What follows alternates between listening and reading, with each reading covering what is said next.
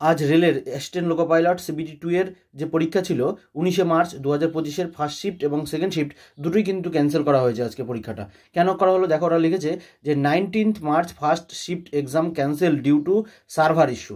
Server ইস্যুর জন্য আজকে 19শে মার্চের যে ফার্স্ট শিফটের এক্সাম এবং সেকেন্ড শিফটের এক্সাম দুটোই কিন্তু ক্যান্সেল করে দিল অ্যাক্রস অল ইন্ডিয়া। সমস্ত মানে ভারতবর্ষের সমস্ত শিফটে মানে যেখানে যেখানে পরীক্ষা হচ্ছে সব জায়গার পরীক্ষা কিন্তু ক্যান্সেল করা হলো।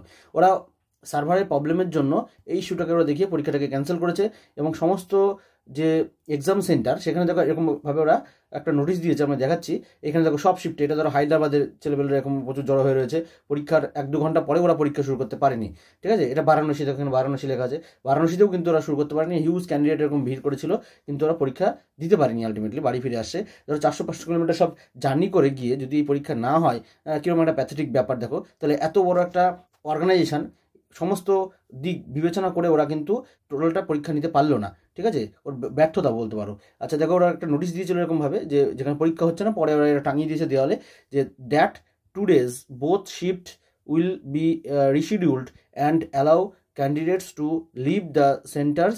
Candidates will be notified for revised dates through RRB, ঠিক আছে। এইটা ওরা লাস্টে ওরা ওখানে একটা নোটিশ দিয়ে টাঙিয়ে দিয়েছে। মোটামুটি সব সেন্টারে এরকমই দেখতে পাচ্ছি যে বোথ শিফট 19 মার্চ 2025-এর ফার্স্ট শিফট এবং সেকেন্ড শিফট দুটোই ওরা পরীক্ষা ক্যান্সেল করে দিয়েছে এবং পরবর্তী ফার্দার নোটিফিকেশনের জন্য ওরা RRBর ওয়েবসাইটটাকে ফলো করে রাখতে বলছে। এটা টাঙিয়ে ওরা সবাইকে ওখান থেকে জায়গা ছাড়তে বলছে আর কি, কারণ প্রচুর ছেলেবেলে প্রচুর স্টুডেন্ট ওখানে ভিড় করেছিল।